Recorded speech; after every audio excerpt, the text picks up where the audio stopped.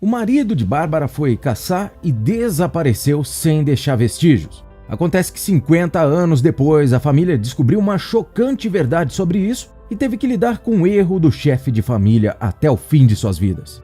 Por que ele desapareceu? Ele foi encontrado vivo? Se inscreva no canal, deixe seu like e vamos descobrir!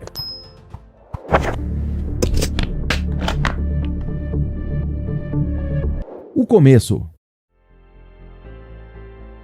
A história que você vai conhecer hoje aconteceu 64 anos atrás e começou quando um homem de família amoroso chamado Douglas Grinstead saiu de sua casa e desapareceu sem deixar vestígios. Como não tinham a mínima ideia do que poderia ter acontecido com Douglas, a família passou décadas se lamentando, até que 50 anos depois eles descobriram a chocante verdade e os obrigou a pagar pelos erros do chefe de família para o resto de suas vidas. Tudo começou no ano de 1968, quando Douglas, que era o dono de uma agência funerária bem-sucedida, deu um beijo de despedida em sua esposa e foi passar algumas semanas na floresta para caçar. Bárbara e suas filhas nunca tentaram impedi-lo de caçar porque sabiam que ele era muito habilidoso e, inclusive, sempre passava dias e dias caçando e nunca lhe aconteceu nada. Só que dessa vez algo foi diferente, pois a semana inteira se passou e Douglas não voltou para casa. Por isso, Bárbara começou a ficar nervosa e preocupada e até esperou por mais alguns dias na esperança de que fosse apenas um atraso. No entanto, ele não voltou. Bárbara esperou por 3 semanas para só então procurar a polícia. E com certeza o mais angustiante para todos naquele momento era saber que Douglas realmente era muito habilidoso em caçar e sobreviver no mato. Sendo assim, se ele não tinha voltado, é porque estava em apuros. E sabendo disso, não demorou muito para que toda a cidade começasse a procurar o homem desaparecido. Centenas de pessoas vasculharam todos os bosques que existiam por perto e ninguém ficou de fora. Os vizinhos, policiais com cães, as equipes de resgate, FBI e até mesmo a Guarda Nacional estavam à procura de Douglas. Longa procura. Na tentativa de encontrar Douglas o mais rápido possível, a polícia colocou fotos dele nos jornais e em todos os meios de comunicação local e, graças a essa atitude, não demorou muito para que as primeiras pistas surgissem.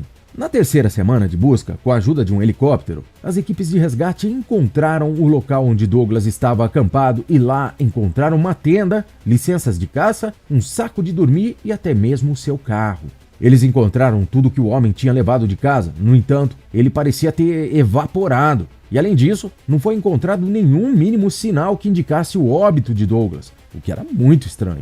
Mas como tudo havia sido tentado e Douglas não foi achado, a polícia decidiu encerrar as buscas. Porém, Bárbara não desistiu de encontrá-lo de forma alguma e por isso contratou detetives particulares e esperou ansiosamente todos os dias por alguma notícia.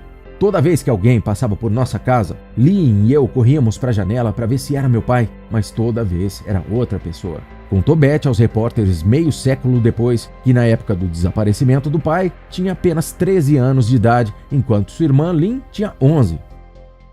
Dificuldades.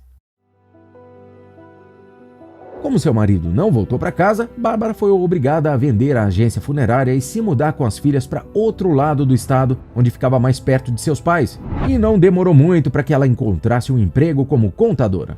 Bárbara comprou uma pequena casa nas montanhas de Santa Cruz e começou uma nova vida. No entanto, nunca deixou de se lembrar do seu amado marido. Os anos se passaram e após completar 7 anos que Douglas havia desaparecido, as autoridades o declararam como falecido e, sendo assim, a família começou a receber uma pensão mensalmente, sem falar no favor que receberam de uma generosa indenização dada pelo governo. Bárbara foi indenizada em $87 mil e suas filhas em $22 mil, o que foi suficiente para as meninas pagarem a faculdade e suprirem algumas necessidades. E como Bárbara não se cansou novamente, insistiu em continuar esperando por Douglas e um milagre.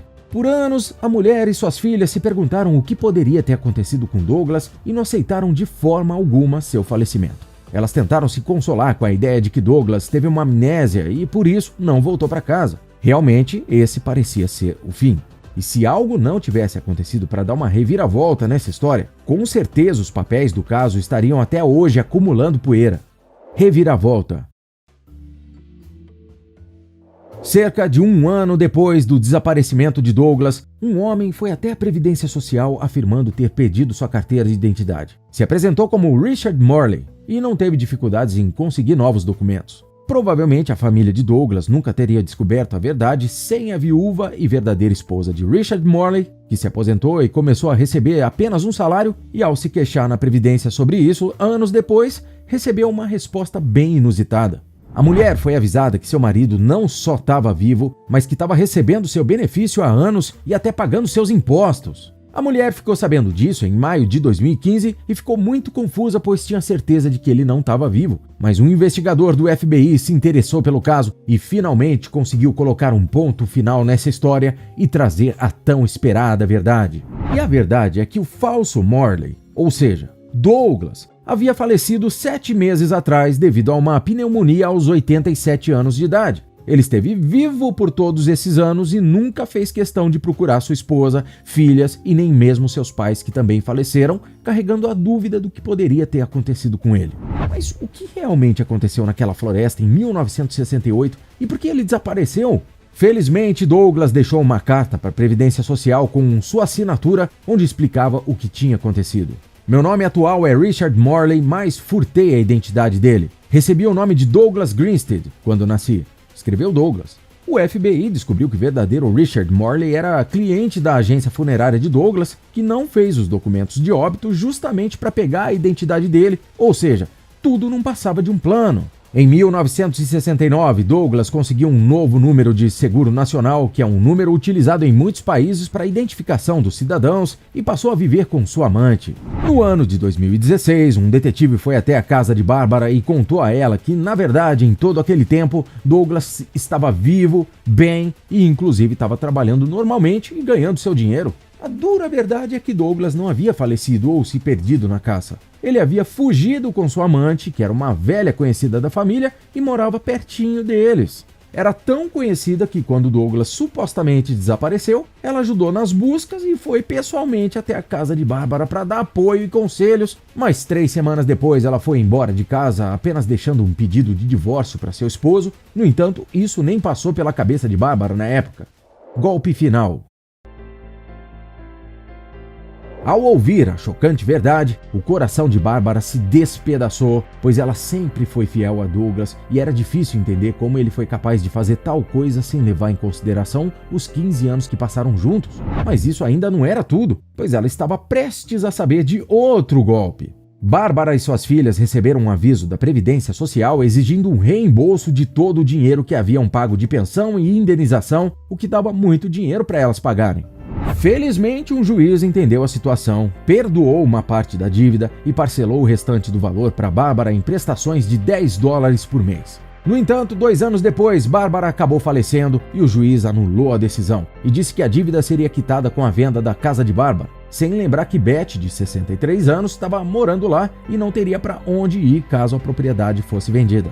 As irmãs apelaram e ficaram esperando por uma nova decisão judicial que pode demorar vários e vários anos para sair, e no final, tanto a família de Douglas como a de Bárbara foram afetadas pelo que ele fez, exceto ele mesmo.